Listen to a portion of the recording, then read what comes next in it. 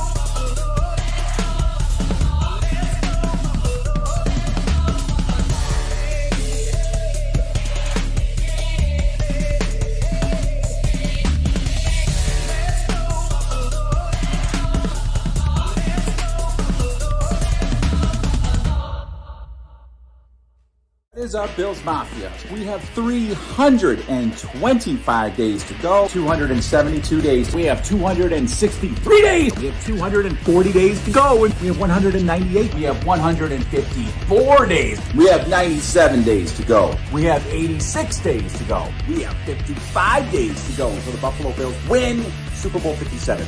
and now it is time for the only channel dedicated to counting down the days until the Buffalo Bills win Super Bowl 57. I just don't know if they're going to make it.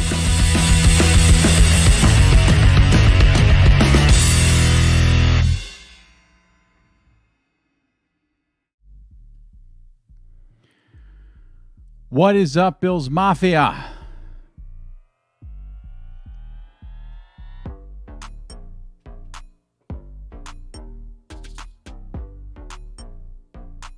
We have 31 days to go until the Bills win the Super Bowl. Super Bowl 57. Boom, boom, boom. And the Bills...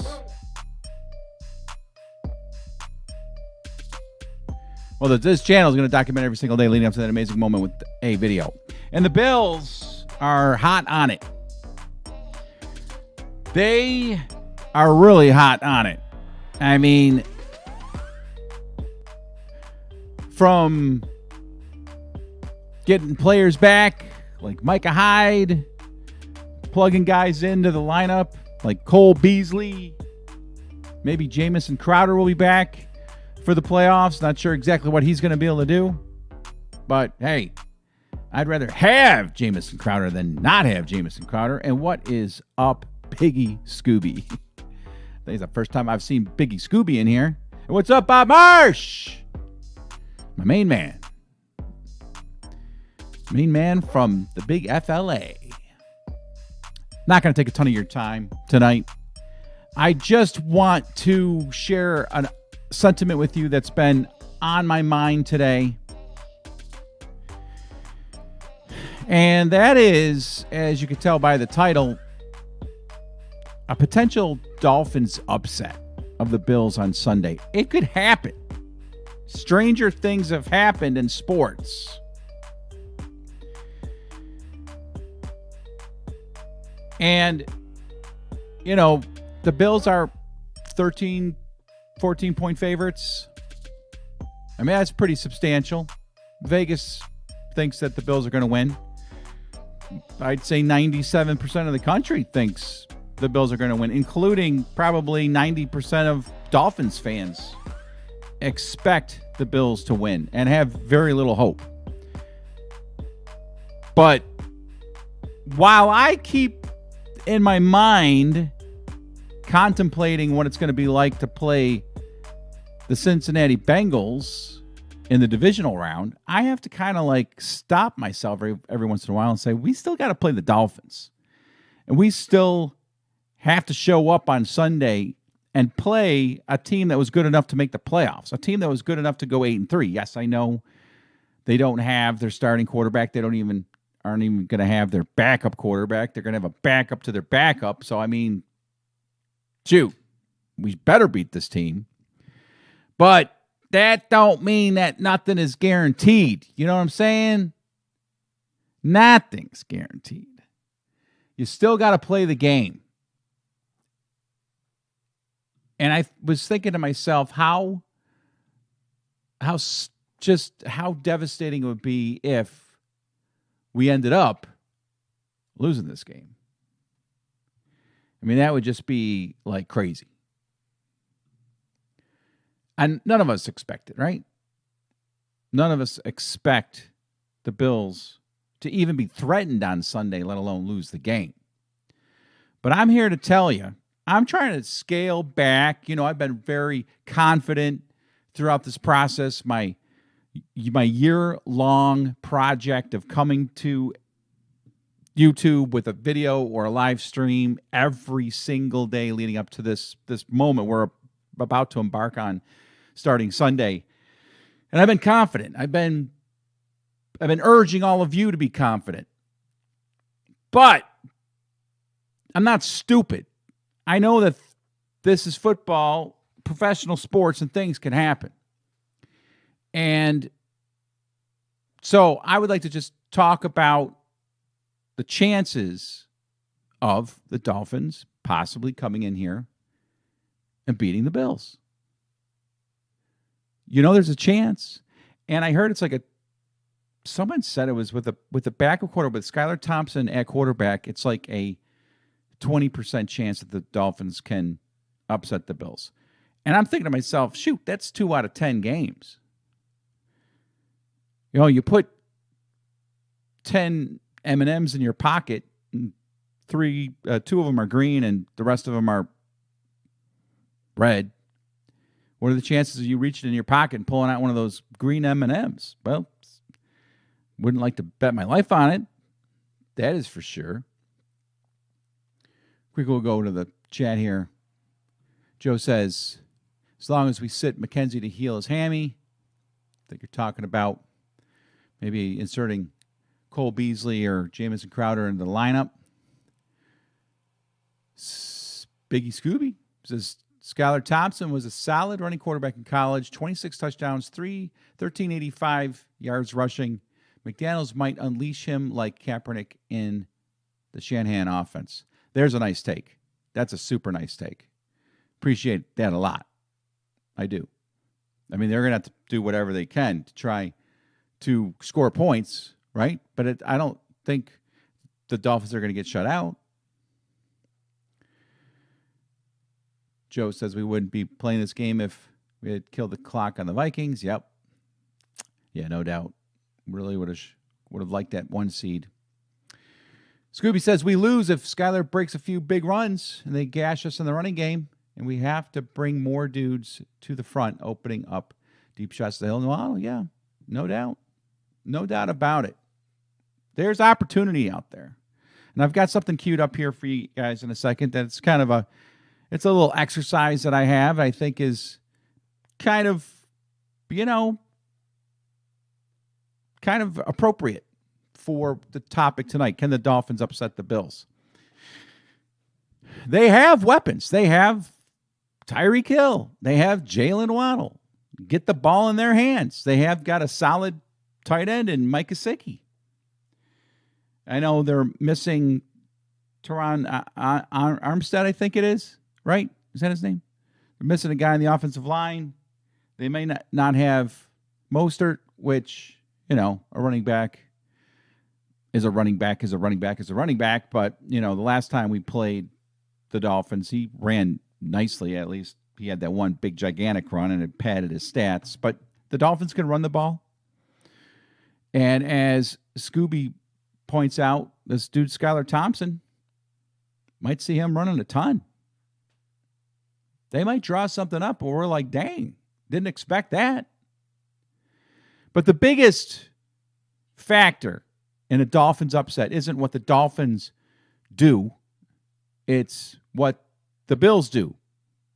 Or I should say, don't do. Do and don't do, but both on the negative. Because you've been watching the Bills like I've been watching the Bills, and they've struggled on and off. There have been a few games that they could have, maybe should have lost. They could have lost the game against the Ravens. A last-second field goal won that one, and a big second-half comeback. They could have lost the game to the Lions. They could have, another game? They could have lost to the Chiefs.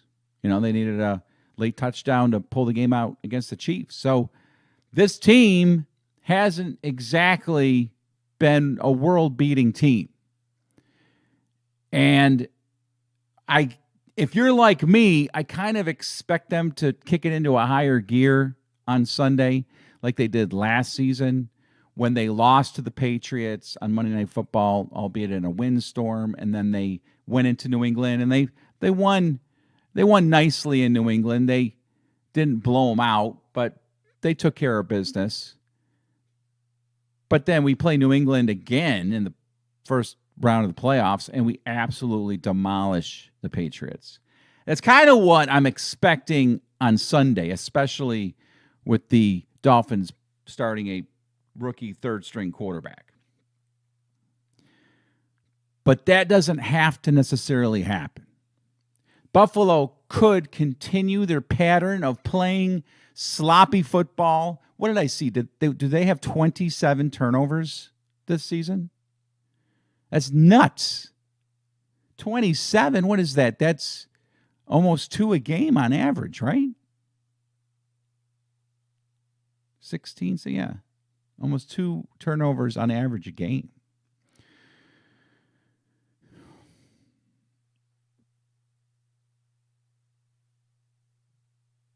What's up from Hawaii? Nice to see you, Dave. Thanks for popping in. So here we go.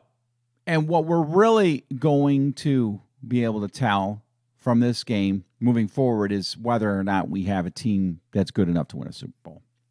If they struggle against the Dolphins,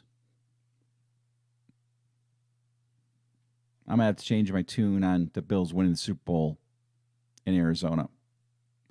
And that'll suck, but my enthusiasm level will plummet. So, what will a Dolphins upset look like? Well, I got this queued up. Let's go through it.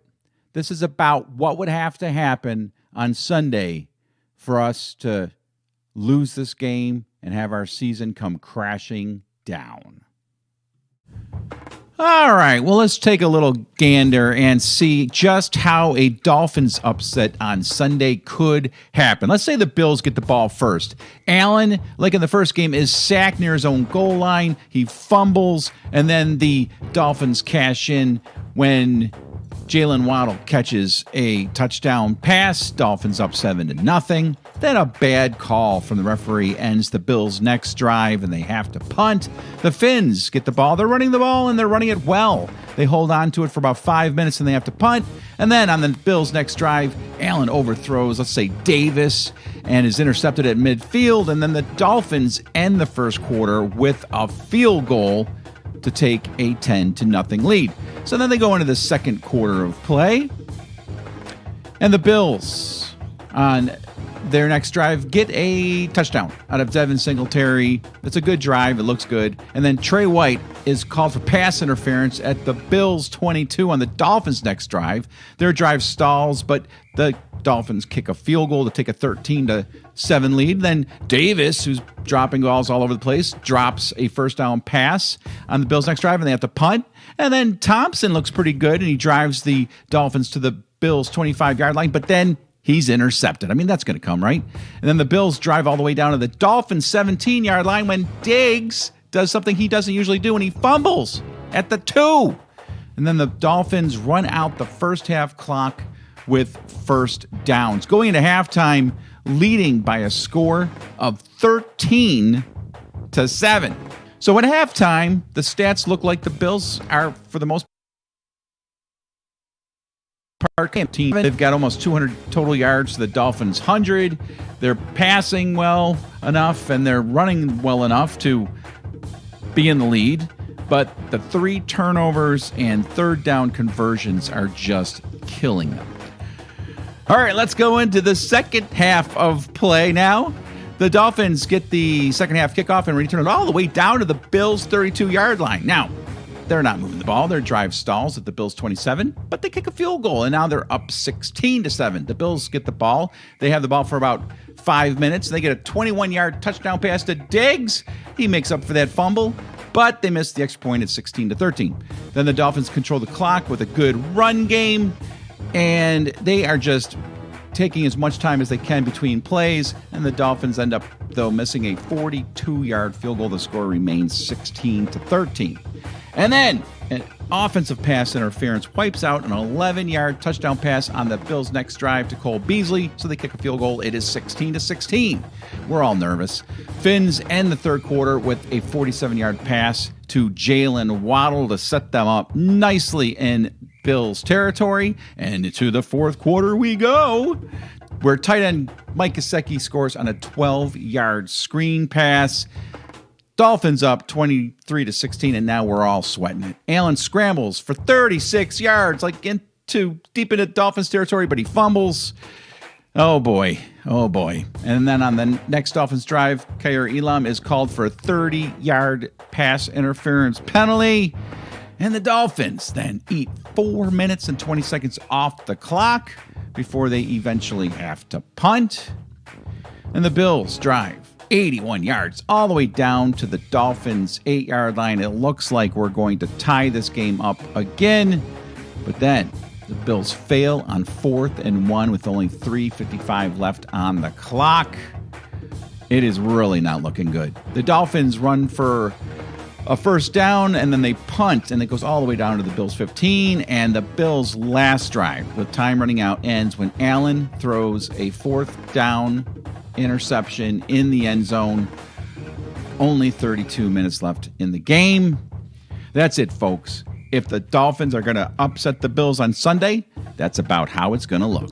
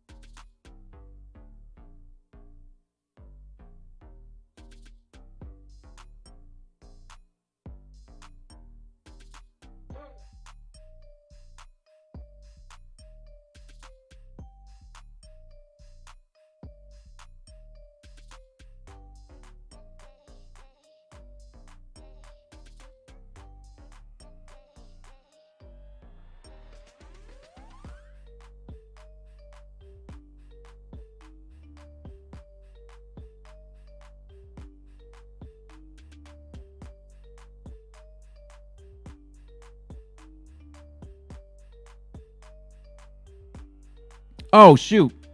I was sitting there just talking without my mic on. Thanks, Joe. Went on here for a solid 2 minutes like a fool. All right. So what I was saying is, gosh, sorry. Recapping. If there's going to be an upset, that's about how it's going to look. If we're gonna get upset by the Dolphins, that's about what we're going to see. That's about how it's going to happen. That's about how it's going to go down.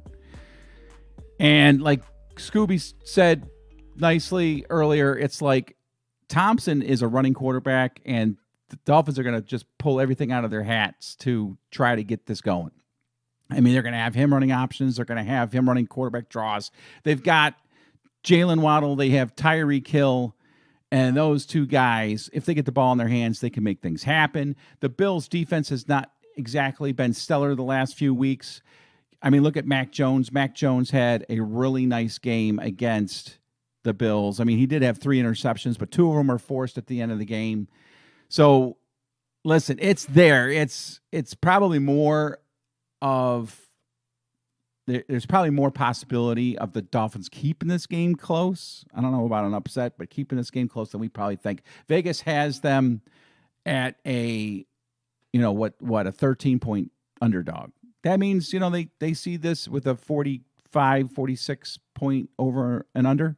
So, I mean, they're seeing the Bills winning this game, like 27-17, 27-14. 27-14 is about what Vegas thinks this is going to be. So there we go. Thanks for catching my audio being off, Joe. I appreciate that. So Joe says 45-13. And,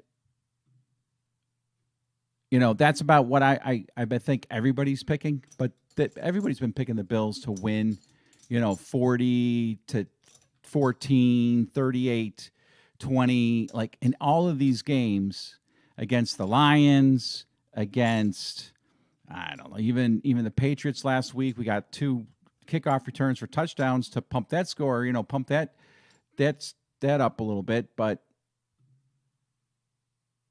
no telling. There's no telling, man.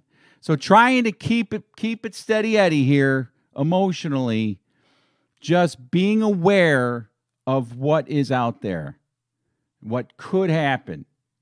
This game could be a lot closer than we think. Dave says any given Sunday, anything can happen. Keep the faith. I mean, that's about it. That's about it. But with that said, let's go, baby. Let's get this game going. Let's beat the Dolphins and then get ready for whoever comes to town that following week. Probably the Bengals. All right, sorry about the audio glitch there. Feel like a fool.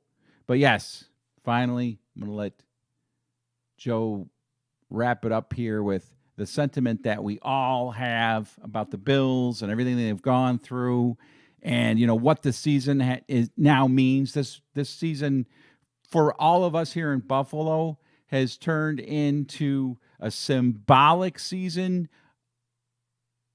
that represents how the Bills and the Western New York area and Buffalo and all of Bills Mafia just handles life every day here, and that is represented also with what happened a week ago. Win for D-Ham. There's no way. There's just no way we're going to lay an egg on Sunday. There's no way. There's no way. Did I say that there's no way? There's no way. Scooby, thanks a lot. Appreciate your comments. Sounds like you're a good, smart football guy. And I'll see you guys tomorrow. The Bills make me wanna shout. Kick your heels up and shout. Throw your hands up and shout. Throw your head back and shout. Come on now, the Bills are making it happen now. Stand up now, come on and shout. Yeah, yeah, yeah, yeah. Say you will. Shout it right now, baby. it. Say you will. Come on, come on. Say you will. Come on and shout. Say you will. Yeah. Shout. Buffalo's happening now. Shout. We're on the move now. Shout. The Bills are happening now. Shout. They're making it happen now. Shout. We got the spirit, Shout. a lot of spirit, yeah. Shout. We got the spirit. Shout. Just watch it happen now. Hey, hey, Hey, hey, hey. Let's go Buffalo. let's go Buffalo. Let's go Buffalo. Let's go Buffalo. The Bills make me wanna Shout.